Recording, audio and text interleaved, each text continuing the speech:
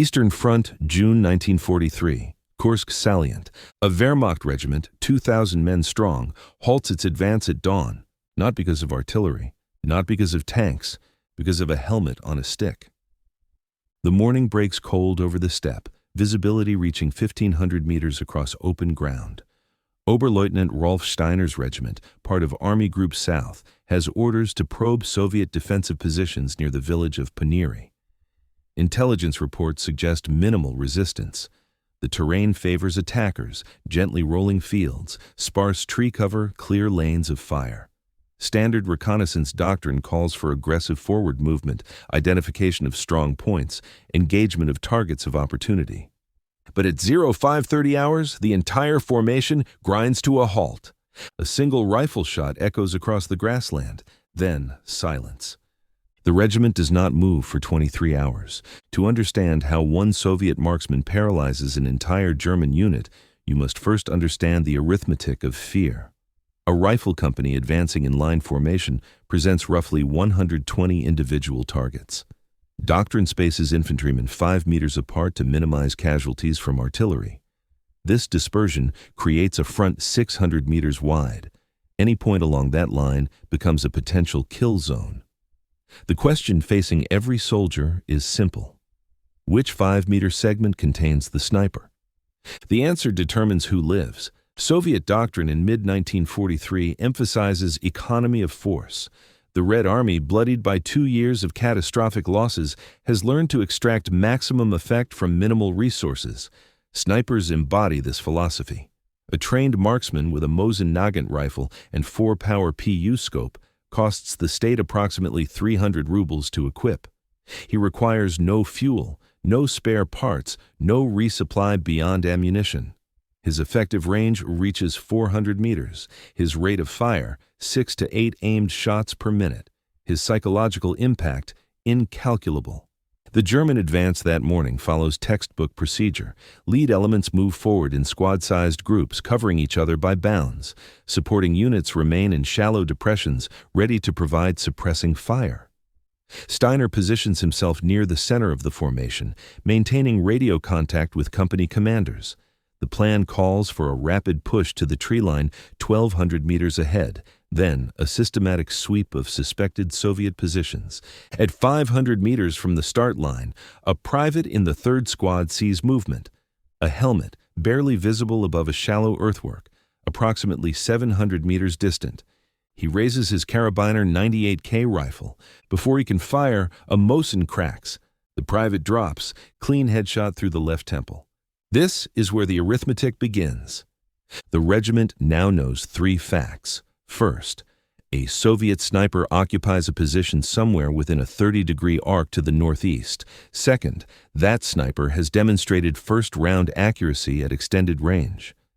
Third, the helmet that drew the private's attention remains motionless on its earthwork, undisturbed by the return fire now raking the suspected position.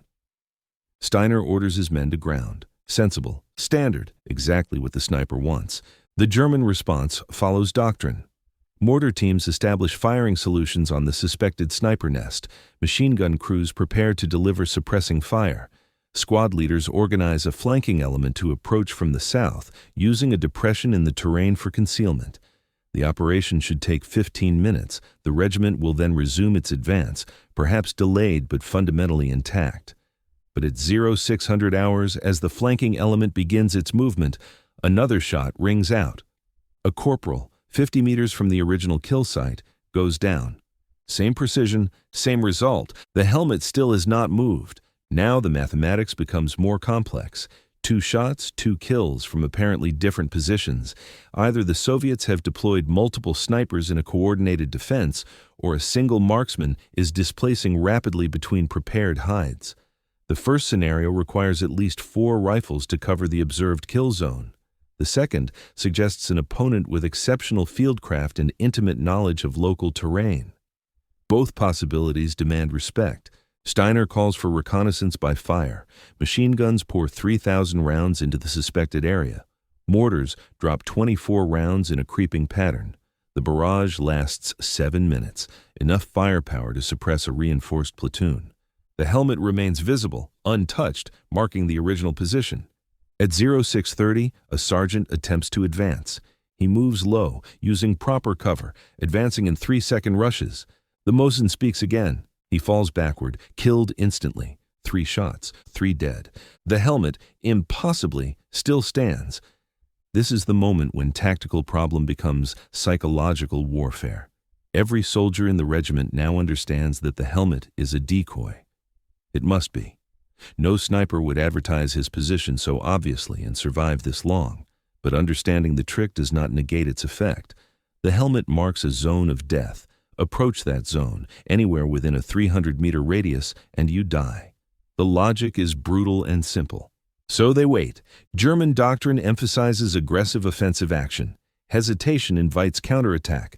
A static force becomes a target for artillery. Steiner knows this. His training, his experience, his orders all demand forward movement. But training does not account for the rifle crack that comes from nowhere, that gives no warning, that kills without mercy or pattern. By 0700 hours, the entire regiment has gone to ground. Command wants to know why the advance has stalled. Steiner radios back. Enemy sniper, multiple casualties, assessing situation, accurate but incomplete. The complete truth that 2,000 men are pinned by a single opponent they have never seen. Sounds like cowardice, sounds like failure, sounds like an excuse. The numbers tell a different story. In the first hour, 3 dead, 0 ground gained. In the second hour, 0 casualties, 0 movement, morale deteriorating. The cost-benefit calculation shifts. Losing 3 men to gain 300 meters might be acceptable. Losing 3 men to gain 0 meters while an entire formation sits exposed in open terrain is disaster. Steiner makes the rational choice.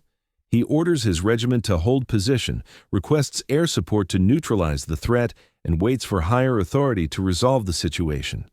The air support never comes.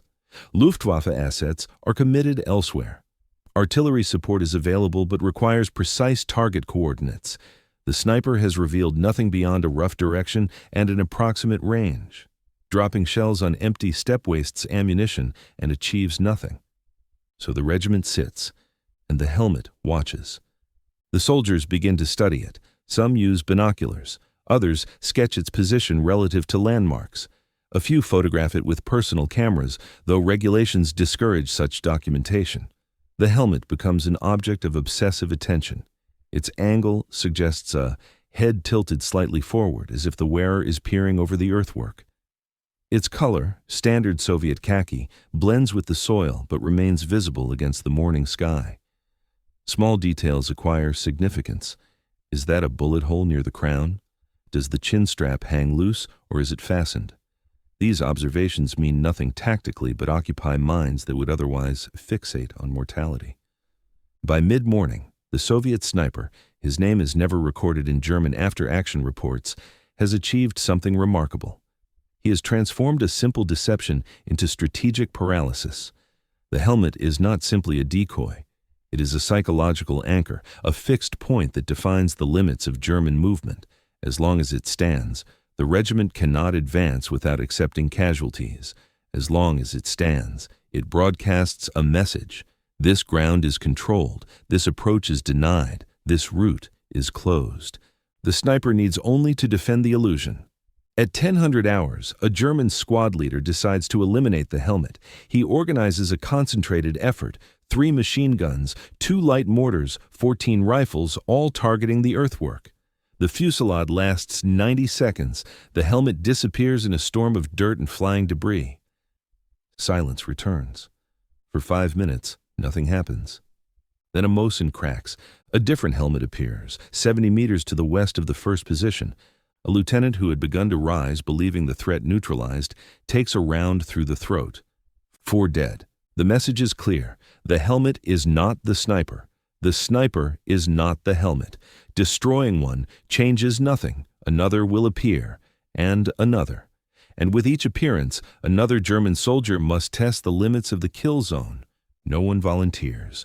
The replacement helmet differs slightly from the first. This one bears visible damage, a dent above the temple, rust along the rim. Whether these marks are authentic battle scars or deliberately applied theater makes no difference. The effect is the same. The helmet stands, the regiment does not move. Steiner receives another radio call from divisional headquarters. The questions are pointed. What is the nature of the resistance? How many enemy forces are present? When will the advance resume? He provides truthful answers that sound evasive. One sniper, unknown location, timeline uncertain. The staff officer on the other end of the connection falls silent for several seconds. Then he asks if Steiner requires relief of command. The implication is clear. Steiner declines. He explains the tactical situation in detail, prepared enemy positions, excellent fields of fire, demonstrated marksmanship, insufficient reconnaissance. He requests aerial observation, additional artillery support, authorization to bypass the position entirely. The staff officer promises to forward the requests. He does not promise they will be granted. By noon, the tactical situation has become absurd. A full-strength Wehrmacht regiment occupies static positions in open terrain, pinned by an opponent who has fired exactly 4 rounds. Supporting units, unaware of the specifics, assume heavy resistance and adjust their own operations accordingly. The entire divisional advance begins to lose momentum, stacking delays that propagate up the chain of command. Steiner considers his options. He can order a full assault, accepting casualties to overrun the position. He can request a tactical withdrawal, abandoning the day's objectives. He can continue to wait, hoping for air support or artillery that may never arrive. None of these options are good. All of them represent failure. He chooses to wait. The afternoon brings heat. Temperatures climb past 30 degrees Celsius. Soldiers dig shallow scrapes for cover, ration water, and watch the distant helmet with a mixture of fear and fascination. Some discuss tactics. Others make dark jokes about the sniper's marksmanship. A few pray. Most simply lie still, sweating, trying to become invisible. The heat compounds the psychological pressure. Uniforms become soaked with perspiration. Canteens run low. The sun beats down on men who cannot move, cannot seek shade, cannot do anything that might attract attention. Dehydration begins to affect judgment. Small movements become magnified in importance. A shifted elbow, a raised head, an adjustment of position, each action carries risk. At 1300 hours, a rifleman in the 2nd Company experiences heat exhaustion. He begins to shake, then convulse. His squad mates want to help, but fear that movement will draw fire. They compromise by crawling to his position, dragging him backwards into a depression, administering water from their own rations. The entire process takes 20 minutes. The sniper does not fire. This restraint is itself a message. I choose when to shoot. I choose who dies. You cannot predict me. You cannot avoid me. You can only wait. At 1400 hours, a young private breaks. He stands abruptly, screams something incoherent, and runs. Not toward the Soviet lines, away from them, back toward German positions. The Mosin does not fire. The private runs 400 meters before collapsing from exhaustion and heat. No one goes to retrieve him. Moving might draw fire. Better to let him lie until darkness. This incident crystallizes the regiment's paralysis. Even retreat has become dangerous. The sniper has demonstrated selective engagement. He fires only at targets, advancing toward his position. This implies patience, discipline, and clear fields of fire in multiple directions. It suggests professional training and careful planning. It suggests that any movement in any direction might trigger a response. The private lies in the open, semi-conscious, ignored by both sides. His abandonment becomes another element of the day's psychological torture. Every German soldier watches him and thinks, that could be me. Not just shot, not just killed, but left to die slowly, alone, while comrades watch from safety and do nothing. Morale begins to fracture. Small groups of soldiers engage in whispered conversations, debating options. Some advocate immediate assault, death on your feet beats waiting on your belly. Others argue for withdrawal, live to fight another day. A few suggest bypassing the position entirely, leaving it for follow-on forces. None of these discussions lead to action. The regiment remains paralyzed, unable to advance, unwilling to retreat, trapped in stasis. By 1500 hours, the regiment has been stationary for more than 9 hours. Steiner walks the line, moving from position to position, checking on his men. He stays low, uses available cover, minimizes exposure. His presence provides some reassurance. Officers are supposed to have answers. Officers are supposed to know what to do, but Steiner has no answers. He offers encouragement, checks water supplies, reminds squad leaders to maintain alertness. He does not mention the helmet. Everyone already knows about the helmet. At 1600 hours, higher command finally takes direct action. A staff officer arrives by vehicle, staying well back from the suspected kill zone, and demands an explanation. Steiner provides a detailed account. Enemy sniper, decoy tactics, 4 confirmed kills, inability to locate or suppress the threat. The staff officer examines the situation through binoculars. He sees empty steppe, scattered earthworks, and a helmet on a stick, 700 meters distant. He asks why an entire regiment has been stopped by one man. Steiner has no good answer. The staff officer is a captain, younger than Steiner, recently transferred from staff college. His uniform is clean. His boots are polished. He has never commanded troops in combat. He examines the tactical map, asks questions about fields of fire and dead ground, suggests solutions that Steiner has already considered and rejected. Finally, he issues a direct order. The regiment will advance at 1700 hours, with or without air support, regardless of casualties. He invokes operational necessity, divisional honor, and the consequences of failure. He makes it clear that continued delay is unacceptable. He reminds Steiner that officers are expected to lead, not to cower behind cover while the enemy dictates terms. Then he climbs back into his vehicle and departs, leaving Steiner to implement the order. Steiner drafts a plan. A diversionary attack to the south will draw the sniper's attention. Smoke grenades will obscure movement. Supporting fires will suppress likely positions. The main body will advance in short rushes using all available cover. Casualties are anticipated, but should remain within acceptable limits. The plan is professional, thorough, and realistic. It is also completely unnecessary. At 1730 hours, as preparations for the assault reach completion, a Soviet staff car appears on the road behind the earthworks. A Red Army officer steps out, walks calmly to the helmet position, and retrieves the decoy. He waves once toward the German lines, a gesture that could be mockery, greeting, or simple acknowledgement, then climbs back into the vehicle and drives away. The sniper, if he was ever there, leaves no trace. Steiner orders scouts forward. They advance cautiously, weapons ready, expecting ambush. They find nothing. The earthwork is empty. No spent cartridges, no equipment, no evidence of occupation. The position offers clear lines of sight toward German approaches, but provides minimal cover. A sniper firing from here would be exposed and vulnerable. No sniper would choose this position. The scouts expand their search, checking every depression and fold in the terrain within 300 meters. They find 6 prepared hides, each carefully camouflaged, each offering excellent concealment and overlapping fields of fire.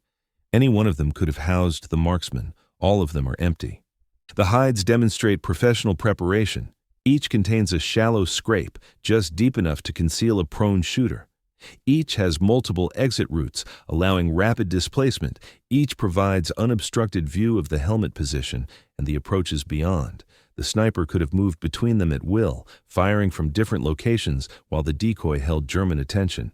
Or there might have been multiple snipers coordinating their fire, or the entire position might have been abandoned hours ago with the helmet left to continue its work.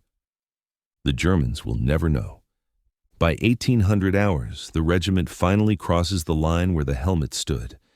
They have advanced 300 meters in 12.5 hours. 4 men are dead. 1 lies in the open, still breathing, still ignored, waiting for evacuation that will come only after darkness makes movement safe.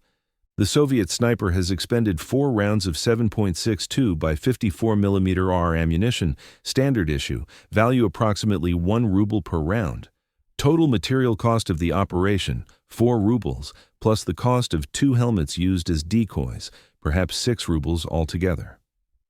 Replacement cost of the 4 German soldiers killed, immeasurable in purely economic terms, but conservative estimates place the training investment per infantryman at roughly 5,000 Reichsmarks. The time lost by the regiment, 12.5 hours of daylight, optimal conditions for advance, cannot be recovered.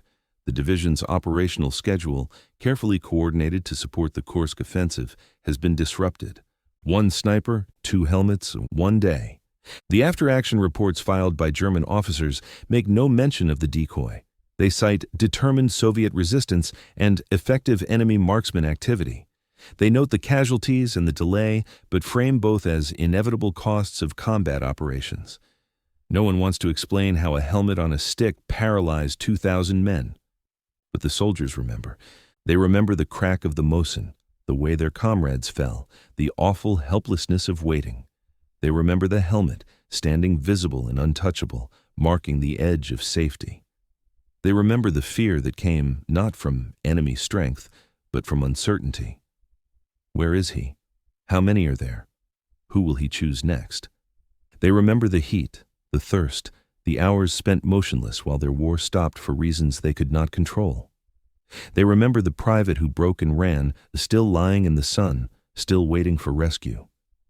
They remember the second helmet appearing after the first was destroyed, that moment when hope died and certainty replaced it. This would not end until the sniper chose to end it. Soviet records, fragmentary and incomplete, offer no definitive identification of the sniper. Kursk sector logs from June 1943 list dozens of snipers operating in the defensive zone. Any one of them might have been responsible.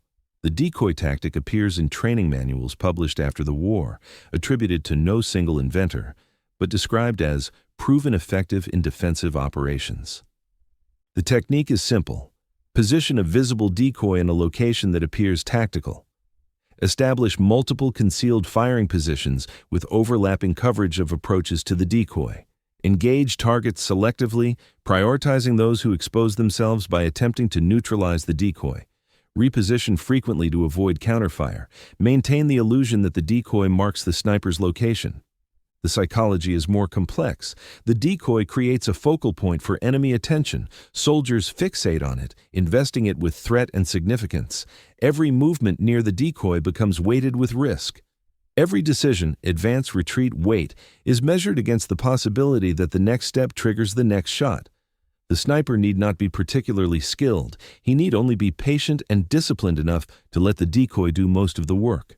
But the Kursk sniper was skilled. 4 shots, 4 kills, all at extended range, all first-round hits. That level of marksmanship requires training, practice, and natural aptitude.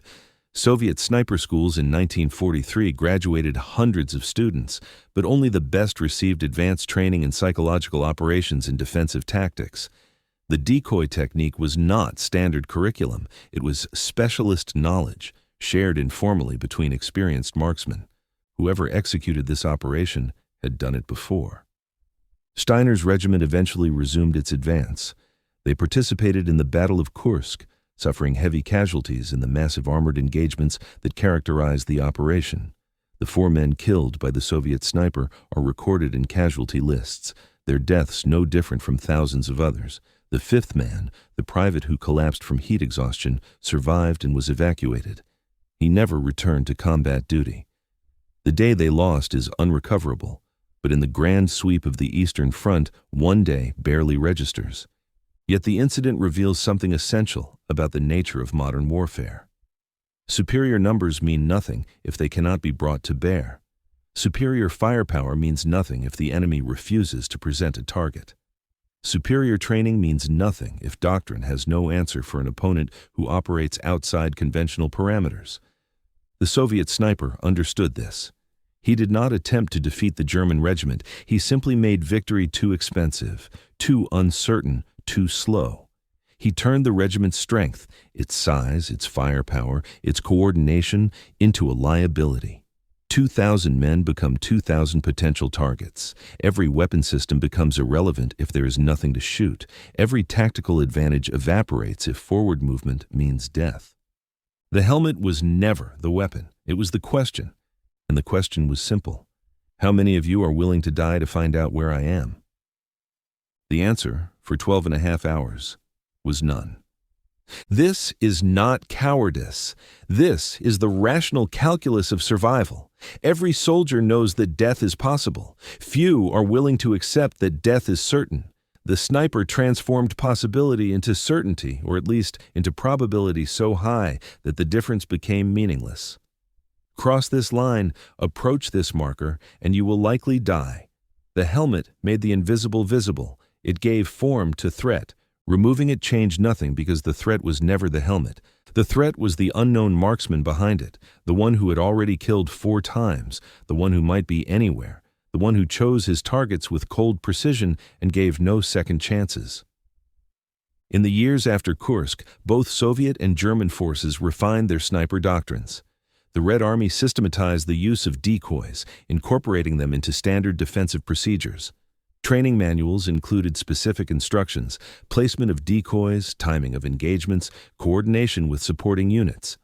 The technique spread throughout the Soviet Sniper Corps, appearing in defensive operations from Leningrad to Stalingrad. The Wehrmacht developed counter-sniper protocols emphasizing rapid artillery response and aggressive reconnaissance. German doctrine evolved to include dedicated anti-sniper teams equipped with scoped rifles and trained to locate and neutralize enemy marksmen. They learned to recognize decoy tactics, to avoid fixating on obvious targets, to search for secondary positions. Both sides invested heavily in optics, training, and specialized equipment.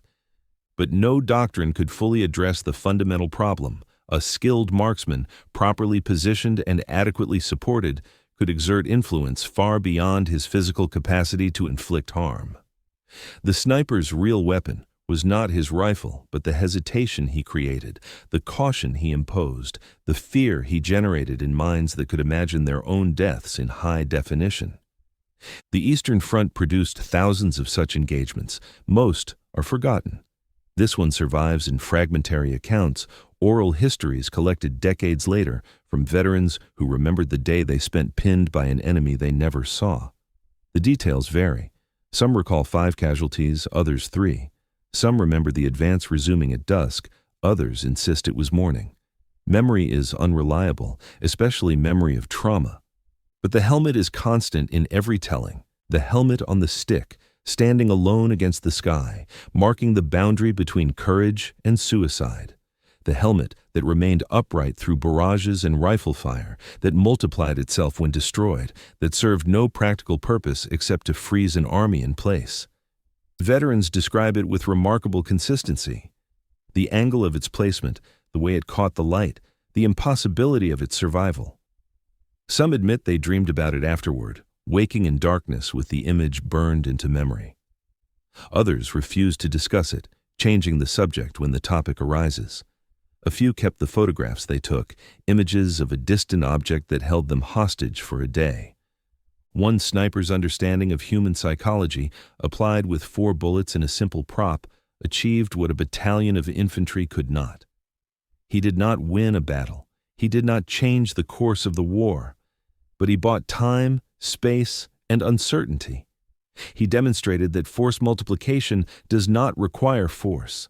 Sometimes it requires only the credible threat of force, carefully positioned and patiently maintained. The lesson applies beyond warfare. Any asymmetric conflict follows similar logic. The weaker party cannot afford direct confrontation. Instead, they impose costs, create uncertainty, exploit the stronger party's caution. They transform their weakness into a weapon by making their opponent's strength unusable. The German regiment that morning had every advantage: numbers, firepower, training, logistics, air support, artillery. They had everything except the willingness to accept casualties for uncertain gain. The Soviet sniper had 1 rifle, a handful of bullets, and 2 helmets on sticks. He had everything he needed. By the time the sun set on that June day in 1943, the arithmetic was clear. 4 rounds expended, 4 casualties inflicted, 1 regiment delayed 12.5 hours, 1 divisional advance disrupted, 1 small fragment of the Kursk offensive thrown off schedule by the actions of a single individual who understood that victory is not always measured in ground taken or enemies killed. Sometimes victory is measured in minutes gained and opportunities denied. Sometimes the greatest weapon is the one that is never fired, the threat that exists only in imagination, the possibility that makes every alternative seem safer than advance. Sometimes a helmet on a stick is enough to stop an army. Because the helmet is not the point. The point is what it represents. The sniper you cannot see, the bullet with your name on it, the arbitrary unfairness of sudden death. The point is that somewhere in those empty fields, behind some fold in the earth, a man with a rifle is watching, waiting, choosing, and you do not know if he has chosen you. That knowledge, that uncertainty, that fear, those are the real weapons. The rifle just makes them credible. Steiner's regiment eventually learned to cope with snipers. They developed procedures, acquired experience, lost the worst of their fear. But none of them ever forgot the day they spent pinned by a helmet on a stick, unable to advance, unable to retreat, unable to do anything except wait and wonder if the next bullet had their name on it. The sniper, whoever he was, had taught them something valuable.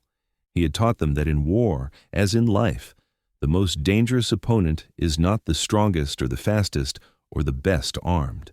The most dangerous opponent is the one who understands fear and knows how to use it. The technique itself became legendary in Soviet sniper circles. After the war, instructors at sniper schools would reference the Kursk helmet as shorthand for psychological warfare done right. The story grew in the telling. Some versions had the sniper holding an entire division at bay. Others claimed dozens of casualties. The truth was more modest, but no less impressive. One man, one day, one regiment stopped. German veterans, when they spoke of it at all, described the incident with a mixture of respect and frustration, respect for an opponent who had outthought them, frustration at their own helplessness. In the memoirs that emerged decades later, a few officers admitted that the helmet had achieved something they had not believed possible. It had made them afraid of empty ground.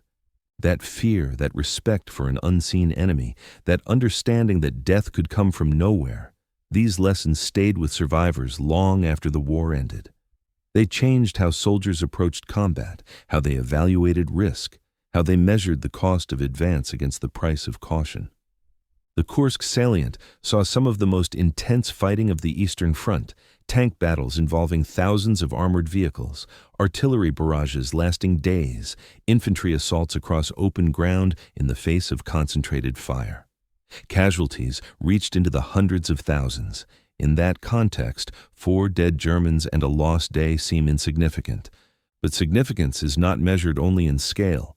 Sometimes the small stories reveal larger truths. Sometimes a single incident captures the essence of an entire conflict. Sometimes 4 deaths and 12 lost hours teach more about the nature of war than a 1,000-page history. The Soviet sniper at Kursk understood something that strategists and theorists often miss. War is not fought by nations or armies. It is fought by individual human beings, each with a survival instinct that can be exploited, manipulated, and weaponized. Give those individuals a reason to fear, a focal point for their anxiety, and they will do your work for you. They will hesitate. They will wait. They will choose safety over duty, survival over orders, not because they are cowards, because they are human. The helmet on the stick was a mirror. It reflected back the fundamental question every soldier must answer. Am I willing to die for this ground, this objective, this moment? Most soldiers, most of the time, answer yes. Training and discipline and unit cohesion override survival instinct. Men advance into fire because their comrades advance, because their leaders order it, because stopping is not an option. But when the cost becomes visible, when death is not abstract possibility but demonstrated reality, the calculation changes. 4 men dead. 4 attempts to advance past the helmet. 4 failures. The pattern is clear. The lesson is obvious. The helmet marks death. So you wait. You wait for orders. You wait for support. You wait for someone else to solve the problem. You wait because waiting is safer than moving, because inaction cannot draw fire, because stillness offers the illusion of control. And while you wait, the enemy achieves his objective. Not victory, just delay. Just time, bought at minimal cost, just enough disruption to matter. The Soviet sniper withdrew when his mission was complete. He had no need to remain, no need to fight to the death defending an empty earthwork. His goal was never to hold ground, but to waste German time.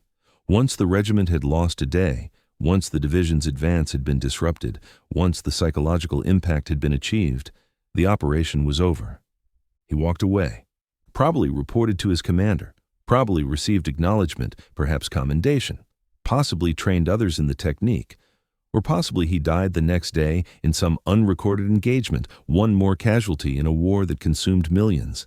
His name, if it was ever recorded, is lost.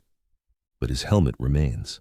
Not the physical object that was retrieved, probably reused or discarded, but the image, the memory, the lesson. The helmet on the stick that stopped an army. The helmet that taught a generation of soldiers that the enemy you cannot see is more dangerous than the one you can. The helmet that demonstrated the power of psychological warfare, of asymmetric tactics, of using your opponent's strengths against him. That helmet stands still, decades later, in the memories of aging veterans and the training manuals of modern armies. It stands as a reminder that war is not only about firepower and maneuver, about tactics and strategy. It is also about will, about fear, about the human mind, and how it responds to threat. The German regiment that faced it learned this lesson the hard way. They learned that courage is not the absence of fear, but the willingness to act despite it. They learned that sometimes the greatest obstacle is not the enemy's strength, but your own hesitation. They learned that in war, perception matters as much as reality, that what you believe about the enemy affects you as much as what the enemy actually does. These are old lessons, learned and relearned in every conflict since humans first organized violence. But they are lessons that must be learned personally, experienced directly, felt in the gut and the heart before the mind accepts them.